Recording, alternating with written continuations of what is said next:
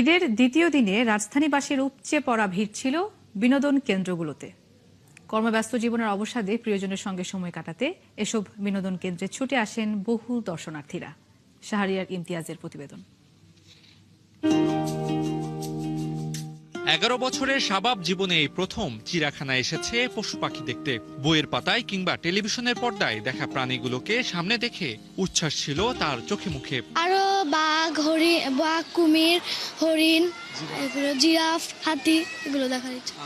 শুধু শাবাব নয়, ঈদের ছুটিতে এমন অভিজ্ঞতা নিতে চিড়িয়াখানায় এসেছে শত শত শিশু ও তাদের পরিবার। কেউ বাঘ দেখে বিস্মিত, কেউ সিংহের গর্জনে একটু ভয় পেয়েও মেতেছে আনন্দে। ভাল্লুক আছে, আমার এটা খুবই দেখতে ইচ্ছা করছে। আর সাপ আছে, সাপ অনেক বড় বড় সাপ। বাঘ, ভাল্লুক, হরিণ, শিয়াল। বানর দেখবে, বানর দেখবো, ভাল্লুক, তারপর জিরাফ, তারপর ঘুরতে আসা দর্শনার্থীদের মূল আকর্ষণ ছিল রয়্যাল বেঙ্গল টাইগার ও সিংহ। এছাড়া বানর, হরিণ, জলহস্তী সহ বিভিন্ন প্রাণীর খাঁচার সামনেও ছিল উপচে পড়া ভিড়।